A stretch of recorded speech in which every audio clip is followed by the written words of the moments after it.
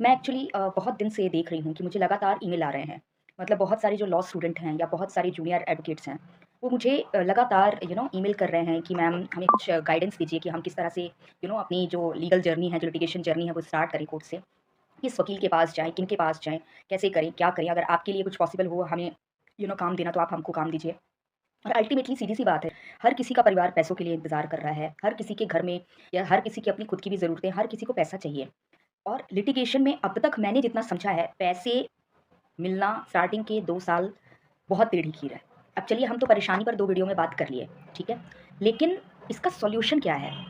मुझे एक्चुअली बहुत बुरा लगता है देखकर कि इतने टैलेंटेड पता है आप कभी भी ना कभी भी ऐसा मत सोचना कि आप में कोई कमी है। आप हिंदी मीडियम से पढ़े हो, बहुत सारे बोलते भी हैं कि मैं हिंदी मीडियम से पढ़ा हूँ मैम, मैं यहाँ से पढ़ा हूँ, मेरी इंग्लिश अच्छी नहीं है। आप चाहे हिंदी मीडियम से हो, भले हमारे देश में ये जो सिस्टम है इंग्लिश में आपको करना पड़ेगा प्रैक्टिस अगर आप हाई कोर्ट में या सुप्रीम कोर्ट में प्रैक्टिस करना चाह रहे हो या दिल्ली में करना चाह रहे हो तो डिस्ट्रिक्ट कोर्ट में भी आपको इंग्लिश आनी चाहिए। डिस्ट्रिक्ट कोर्ट में पूरी इंग्लिश ही चलती है, हिंदी नहीं चलती। और अदर स्टेट्स जो हैं वहाँ पर हिंदी चलती है, नॉर्थ साइड पे तो हिंदी चलती है, साउथ साइड पे इंग्लिश चलती होगी क्योंकि वहाँ पर ऑब्वियस सी चीज़ है कि वो लोग हिंदी नहीं समझते या फिर उनकी लोकल लैंग्वेज चलती होगी। तो किसी भी रीज़न की वजह से आप अपने आप को कम मत समझिए। सबसे पहली चीज़ तो मैं आपको यही समझाऊँगी कि चाहे आप कितने भी छोटे कॉलेज से पढ़े हैं या कुछ भी, आप अपने आप को कम मत समझिए। मैंने हमेशा से सारे लोगों को एक ही चीज़ बोली है कि हर इंसान का जो दिमाग है ना, वो ईश्वर ने बराबर बनाकर भेजा है। आप बिल्कुल ऐसा मत सोचिए कि मेरे को ये नहीं आता तो मैं ये नहीं कर सकता। ऐसा कुछ भी नहीं है। हर इंसान में वो टैलेंट है कि वो इंसान जितनी ऊँचाइयों तक जाना चाहिए, जा सकता है। तो अपना मनोबल सबसे पहली चीज़ तो तोड़िए मत। दूसरी चीज़ मैं आप लोगों को बता रही हूँ कि देखिए सीनियर्स का तो कोई भरोसा नहीं है, अच्छा निकले, बुरा निकले, कैसा भी निकले, तो हम कुछ नहीं कर सकते और पैसा तो हम बिल्कुल उन पे डिपेंड हो ही नहीं सकते क्योंकि आपको नहीं पता कि वो किस तरह से आपको बेवकूफ़ बना देगा। पैसे का वादा करके भी आपको पैसे नहीं देगा। वो क्या करते हैं जानबूझ के आप में कमियाँ निकालते हैं। ऐसा मैंने देखा जिन कामों का क्या हुआ था, मैं पकड़ी कैसे थी, हुआ क्या था कि मैं जिन सीनियर के साथ थी, उनके अंडर में 2 एडवोकेट्स ऑलरेडी काम कर रहे थे जो कि मेरे से कहीं ज़्यादा एक्सपीरियंस थे और एक उनका मतलब राइट हैंड टाइप से था। एकदम बिल्कुल कि उसके बिना तो काम ही नहीं चल सकता उनका। वैसे ही एक एडवोकेट थे, जूनियर एडवोकेट, जो कि बिल्कुल उनका राइट हैंड थे, मतलब बिल्कुल उनके उसके बिना तो वो अपना धंधा सोच भी नहीं पाते थे, वो मेरे जो सीनियर थे। वो बंदा बाय मिस्टेक गलती से मेरी एक दिन तारीफ़ कर दिया था। वो आदमी भी उस दिन जब मेरा रोहिणी में काम देखा, उसको लगा यार अगर मैं यहाँ पे इस लड़की की तारीफ़ नहीं किया तो भगवान बुरा मान जाएँगे। वो मतलब उसको इतना कंट्रोल नहीं हुआ, उसने मैसेज पे मैसेज, मैसेज पे मैसेज, उसने मैसेज में इतनी तारीफ़ की हर एक-एक स्टेप पे कि Sakshi you are doing great, you are doing best. और जब मैं ऑफ़िस आई मेरे सीनियर का मुँह नहीं खुला, उल्टा वो ये सोच रहा था पूरे दिन भर, कि आज मैं ऐसा क्या करूँ जिससे कि इस लड़की को 1% भी एहसास ना हो कि आज ये रोहिणी में जो काम करके आई है वो ढंग से की है। तो किसी भी तरीके से कैसे भी करके मुझ में कुछ कमी निकाला कि आप ऐसे नहीं कर पाए, आप वैसे नहीं कर पाए, आप यहाँ दिमाग नहीं लगा पाए। मैंने बोला हैं? इसका राइट हैंड जो इसी के टक्कर का वकील है, वो बंदा मेरी तारीफ़ कर रहा है मैसेज बॉक्स में और इवन कोर्ट में भी जो ऑफ़िसर्स थे जिनसे जाके मैं डील की, वो लोग भी तारीफ़ कर रहे थे कि पहला दिन है तुम्हारा? अरे वाह! बड़ा अच्छा डील कर रही हो, हमको तो लगा काफ़ी दिन से काम कर रही हो। तो वहाँ पर जो एलमेट थे और वो सब लोग थे, वो लोग भी काफ़ी मतलब लोग बोले, "बाप रे बाप! तुम किसी पे ट्रस्ट भी नहीं कर रही हो, मतलब सच में तुमको बेवकूफ़ बनाना मुश्किल है।" तो मतलब कोर्ट लेवल पे भी मुझे तारीफ़ मिली। जो सीनियर का जो जूनियर है, जो कि इतना अच्छा खासा एक्सपर्ट एडवोकेट है, वो अलग तारीफ़ किया, जो कि कभी मुझसे सीधे मुँह बात नहीं करता था, वो तक मजबूर हो गया तारीफ़ करने को। लेकिन जो मेरा मेन सीनियर था, वो मतलब उसको लग रहा था कि अरे यार! कहीं अगर इसको पता चल गया ना कि ये ढंग से काम कर रही है इस पॉइंट पे, तो कहीं पैसा ना माँगने लग जाए। तो डर के मारे वो दिमाग लगा रहा था कि ये आए तो मैं ऐसा क्या बोलूँ इसको कि इसका मनोबल टूट जाए। तो जब आप अच्छा काम करते भी हो ना, तो भी सीनियर जानबूझ के आपको ऐसा गोल-गोल घुमा देगा कि आपने यहाँ कुछ कमी कर दी है, यहाँ कुछ कमी कर दिया है, जिससे कि आप हमेशा अपने आप को कम मानो और अपनी असली जो कदर है, जो वैल्यू है, वो जान ही ना पाओ। और जब आपको अपनी वैल्यू पता ही नहीं रहेगी, आपको पता ही नहीं रहेगा कि आप कितना अच्छा काम कर रहे हो, तो सीधी-सी बात है, आप पैसा माँगोगे नहीं, आप अपने आप को हमेशा सड़हा, पगला समझोगे। यही खेल खेलते हैं सीनियर। जब वो देखते हैं कि सामने वाला इंसान डेवलप हो रहा है, तो क्या करते हैं छोटी-छोटी सी चीज़ को पकड़ते हैं, कहीं न कहीं कुछ भी दिमाग लगा के अपना पूरा वकीली बुद्धि वो जूनियर पे भी लगाते हैं अच्छा खासा। कैसे भी करके आपको ऐसा बताएँगे कि अरे तुम अभी तो तुम सड़ा हो, अरे मैं तो तुमको रखा हुआ हूँ। एक्चुअली मेरा शुरू से ही एक एम्बिशन था कि मैं किसी पगला गरीब एडवोकेट को हेल्प करूँ इसलिए हम तुमको कर रहे हैं हेल्प वरना तुम कुछ नहीं हो। ऐसे करते हैं। कुछ लोग जो होते हैं बड़े चालाक होते हैं, वो लोग क्या होते हैं सीनियर से तारीफ़ लेते हैं, कि भाई तेरे को तारीफ़ भी करनी पड़ेगी और पेमेंट भी करनी पड़ेगी। उतना चंट होना चाहिए। वैसे चंट मैंने जीनियर देखे हैं, पर हम लोग भाई भोले-भाले फैमिली से बिलॉन्ग करते हैं। सीधे-साधे लोग हैं, गाँव के हैं, तो हमारा ऐसा हो जाता है कि यार हम लोग तो साफ-सुथरे तरीके से रहते हैं। हम ज़्यादा ये तिकड़म बुद्धि यूज़ नहीं करते। तो उस वजह से हमारा क्या होता है बराबर अच्छा खासा हमारा बेवकूफ़ बनता है। तो मैं आप लोगों को वही चीज़ कह रही हूँ कि आप सीनियर का लफड़ा छोड़ दो। सबसे पहले तो आप इस चीज़ को अपने मन में बैठाओ कि आप में कोई कमी नहीं है। ईश्वर ने आपको भी दिमाग दिया है, आप में भी काबिलियत है। अब मैंने अपना 1.5 ईयर्स में जितना एक्सपीरियंस लिया मैं आपको बता रही हूँ। देखो मैं आपको रास्ता दिखा रही हूँ, हिम्मत के साथ चलना है आपको, ठीक है? जैसे कि आपने कंप्लीट कर ली अपनी एजुकेशन, ठीक है? आपके पास लाइसेंस भी आ गया। अब आपको क्या करना है, आपको चुपचाप अपनी घर पे ही क्या करना है, ट्रेनिंग स्टार्ट कर देनी है। यूट्यूब पर मैं बता रही हूँ गाइस, इतने वीडियोज़ अवेलेबल हैं जहाँ पर आपको प्रैक्टिकल नॉलेज दिया जा रहा है। इवन मैं भी स्टार्ट करूँगी, जितना भी मेरे पास प्रैक्टिकल नॉलेज हो मैं सिखाऊँगी और मैंने काफ़ी वीडियो शूट भी कर लिए हैं, मैं धीरे-धीरे अपलोड करूँगी। अभी मैं थोड़ा व्यस्त हो गई थी कहीं बहुत इंपॉर्टेंट काम में, लेकिन मैं धीरे-धीरे आप लोग को अपलोड करूँगी, तो आप उसमें भी देखना और अलग चैनल्स हैं, वहाँ पर भी बहुत अच्छा सिखाया जा रहा है। तो आप क्या करो, यूट्यूब के थ्रू जितना सीख सकते हो उतना सीखो और क्या सीखना है अब मैं आपको पूरा बेस बता रही हूँ, वो तो यूट्यूब तो आपको हेल्प करी, लेकिन रास्ता मैं आपको बता रही हूँ। देखो, जब आप लिटिगेशन में आना चाहते हो, आप में क्या-क्या टैलेंट होना चाहिए? सबसे पहली चीज़ तो कि आपको पता होना चाहिए कि क्लाइंट की जो भी प्रॉब्लम है, जो भी केस है, जो भी मुद्दा है, उस मुद्दे को मैं किस तरीके से लिखूँ, लीगल लैंग्वेज में। किस लैंग्वेज में? लीगल लैंग्वेज में। उसकी जो लोकल भाषा की कहानी है, उस कहानी को मैं लीगल लैंग्वेज में कैसे कन्वर्ट करके बेस्ट तरीके से लिखूँ। चाहे एप्लीकेशन फॉर्म में लिखूँ, चाहे एक बेसिक नोटिस तैयार कर रहा हूँ तो उसके फॉर्म में, वो तो नॉन लिटिगेशन वाला आता है, लेकिन लिटिगेशन के अंदर चाहे पूरी की पूरी फाइल प्रिपेयर कर रहा हूँ, जितने भी उसमें रहते हैं, सारी चीज़ें, जितने भी डॉक्यूमेंट्स लगते हैं, उन डॉक्यूमेंट्स की ड्राफ्टिंग ड्राफ्टिंग को ही हम क्या बोलते हैं? लीगल लैंग्वेज में कन्वर्ट करना। मतलब जो क्लाइंट की स्टोरी है उसको लीगल लैंग्वेज में कन्वर्ट करने को ही हम ड्राफ्टिंग बोलते हैं। तो ड्राफ्टिंग जो है उसी को कहा जाता है। ऐसा सुनने में हाई-फाई लगता है, ड्राफ्टिंग इज़ वेरी डिफिकल्ट, कुछ डिफिकल्ट नहीं है। फॉर एग्ज़ाम्पल मैंने हिंदी में अपनी स्टोरी बता दी कि भैया मेरे साथ ऐसा-ऐसा तकलीफ हुआ है। आप एज़ अ लॉयर देख लो कि किस लैंग्वेज में कोर्ट समझता है मेरी प्रॉब्लम। एक्चुअल कोर्ट में, असल ज़िंदगी की कोर्ट में क्या चलती है? लीगल लैंग्वेज चलती है। तो भारत के बहुत सारे इलाके हैं जहाँ हिंदी में भी ड्राफ्टिंग होती है और बहुत सारे इलाके हैं जहाँ इंग्लिश में ही ड्राफ्टिंग होती है सिर्फ। तो जैसे कि आप जिस इलाके में प्रैक्टिस कर रहे हो, अगर वहाँ इंग्लिश का है तो आप इंग्लिश में ड्राफ्टिंग सीखो और ज़्यादातर, बाकी ऐसा नहीं है कि सिर्फ इंग्लिश के पीछे पड़ गए, हिंदी में भी आप एक्सपर्ट रहो, ज़रूरत पड़ सकती है आपको।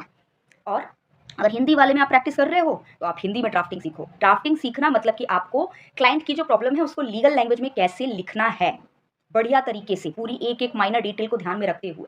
That is called drafting. Drafting बहुत बड़ी चीज़ होती है लिटिगेशन में। वो अगर आपको आ गई ना, आप आधे वकील तो बन गए हो, ठीक है? इसके बाद आपका आता है पब्लिक स्पीकिंग। चाहे सामने जस्टिस बैठा हो, चाहे कोई भी बैठा हो, चाहे कितना भी बड़ा क्रिमिनल खड़ा हो अगेंस्ट में, लेकिन आप में वो कॉन्फिडेंस होना चाहिए कि आप एकदम एग्ज़ैक्टली जो आप प्रिपेयर करके आए हो कि मेरे को ये चीज़ें रखनी है कोर्ट के समक्ष, वो आप कॉन्फिडेंटली बोलो। तो पब्लिक स्पीकिंग आपकी स्ट्रॉन्ग होनी चाहिए। उसको आप कैसे डेवलप करोगे? उसको आप डेवलप करो वीडियो के ही माध्यम से।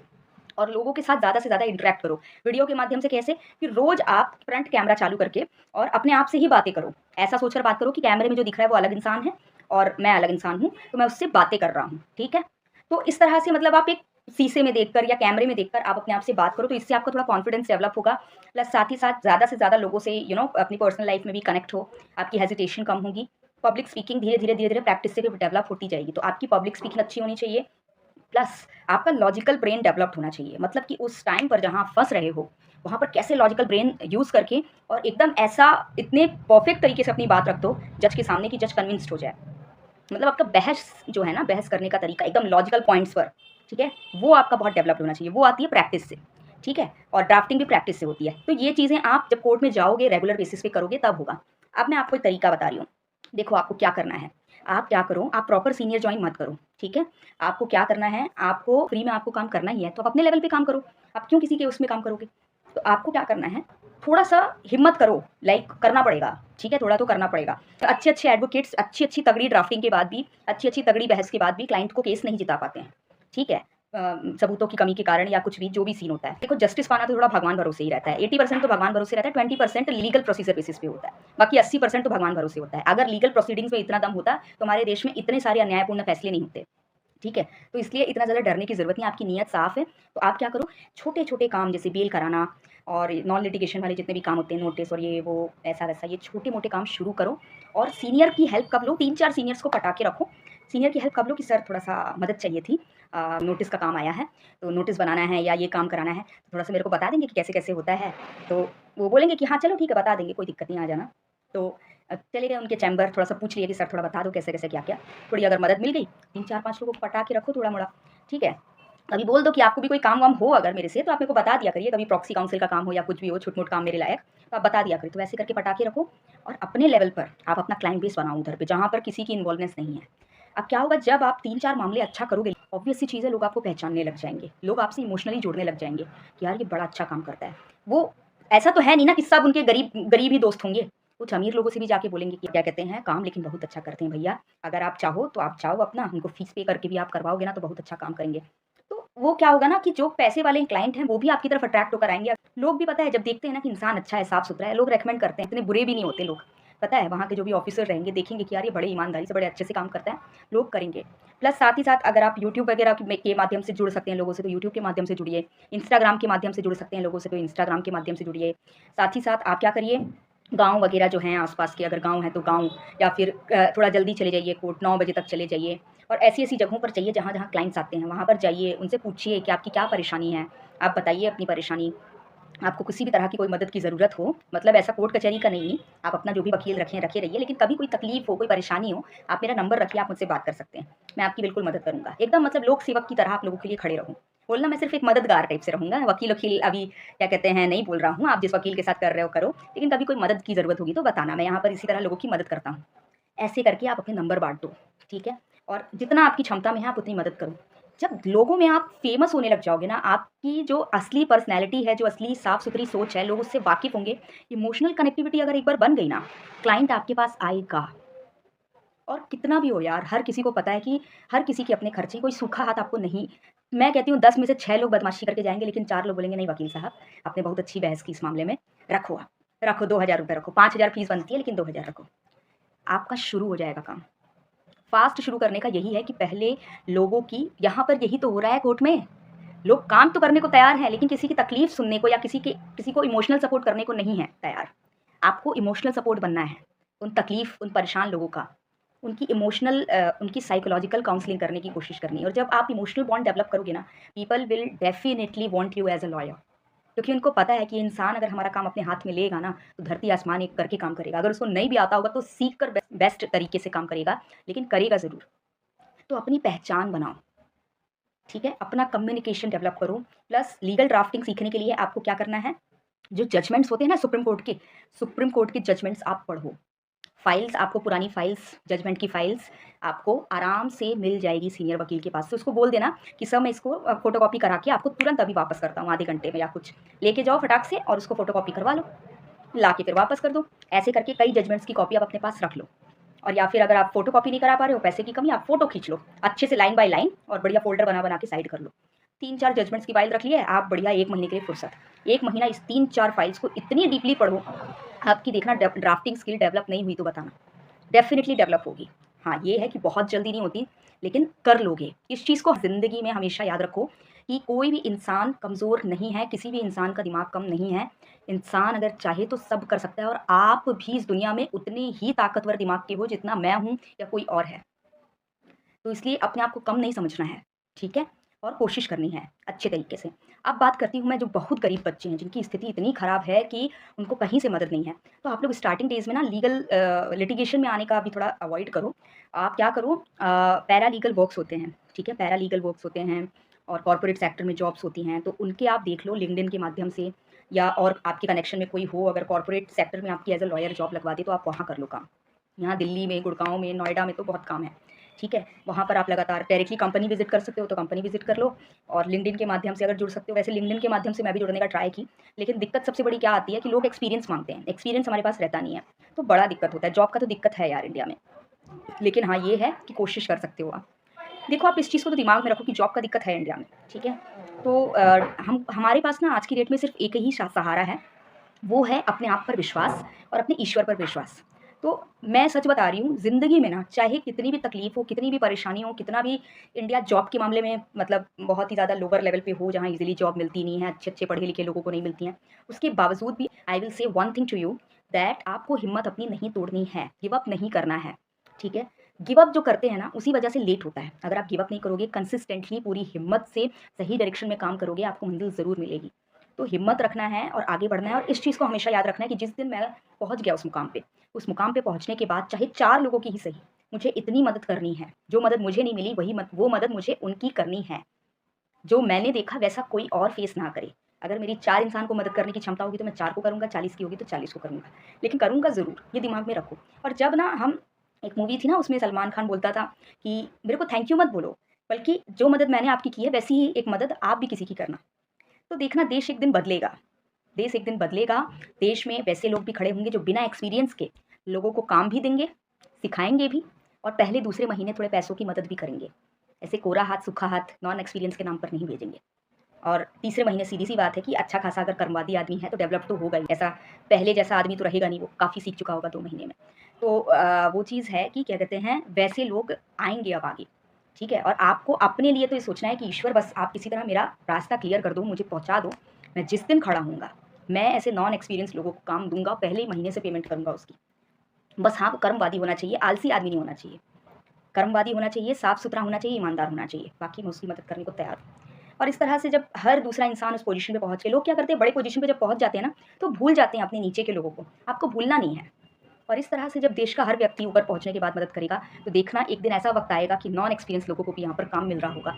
और वो नॉन एक्सपीरियंस लोग आगे जाकर बहुत एक्सपीरियंस्ड होंगे और फिर वो आगे नॉन एक्सपीरियंस लोगों की मदद करेंगे इसी तरह। तो गिव अप नहीं करना है। अगर आप लिटिगेशन सेक्टर में बहुत पैशनेट हैं, बहुत इंटरेस्टेड हैं, तो ईश्वर का नाम लेकर आगे बढ़िए।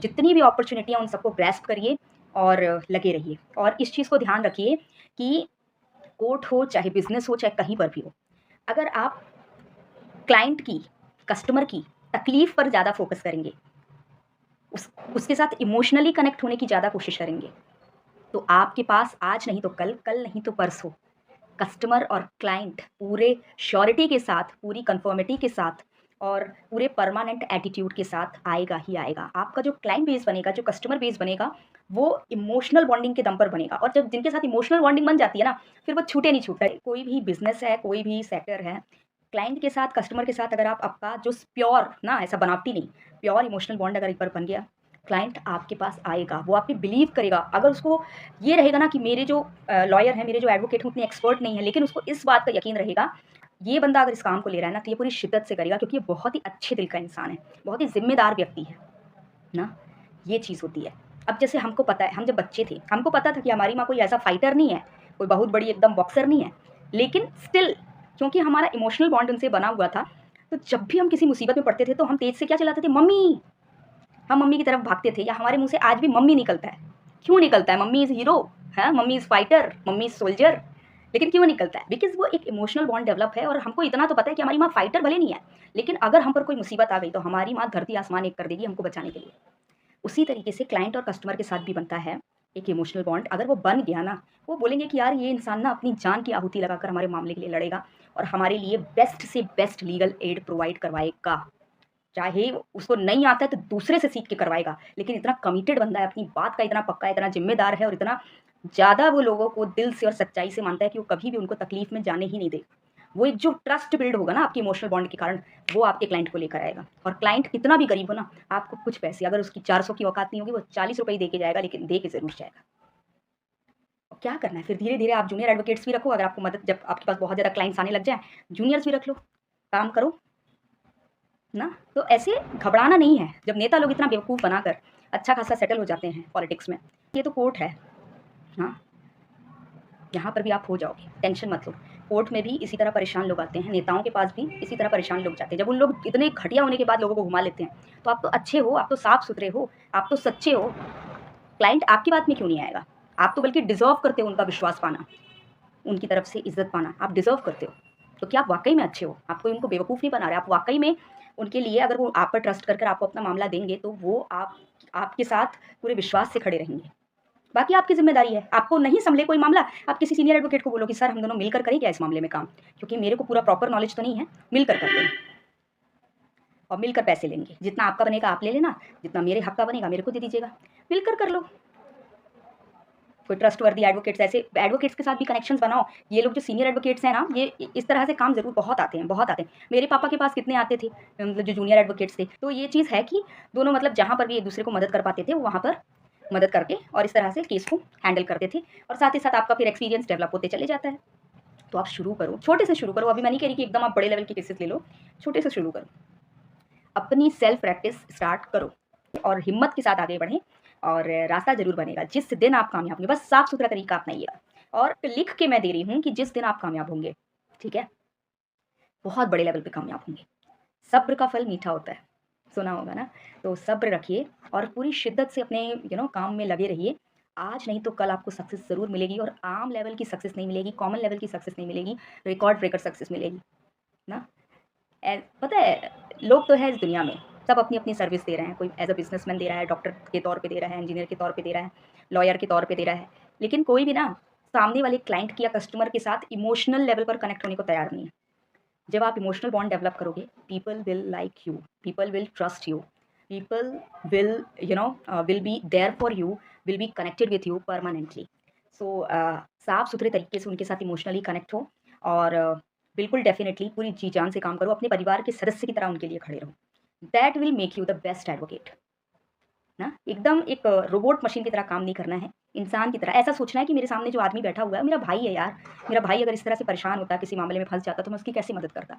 मैं धरती आसमान एक कर देता, भगवान तक को अपने फेवर में खड़ा कर लेता।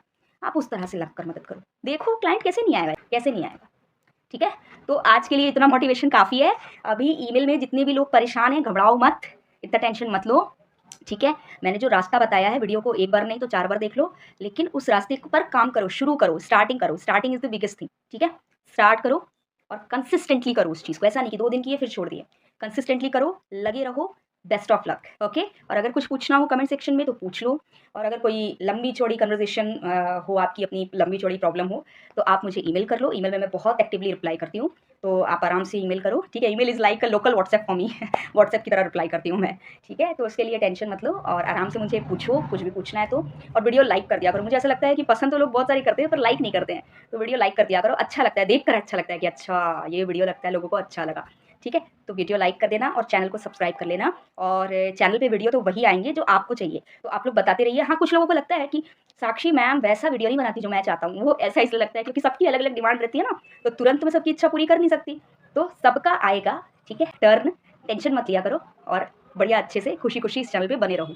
धन्यवाद दोस्तों, आपका जो जर्नी है, लीगल जर्नी है, उसमें आप सक्सेसफुल हो। मैं हर दिन आपके लिए प्रेयर करूँगी। आप लोग जिस भी शहर में हैं, जहाँ पर भी हैं, आप लोगों के लिए मैं हर दिन प्रेयर करूँगी कि भगवान वो जितना डिज़र्व करते हैं, उतना तो एटलीस्ट उनको दो।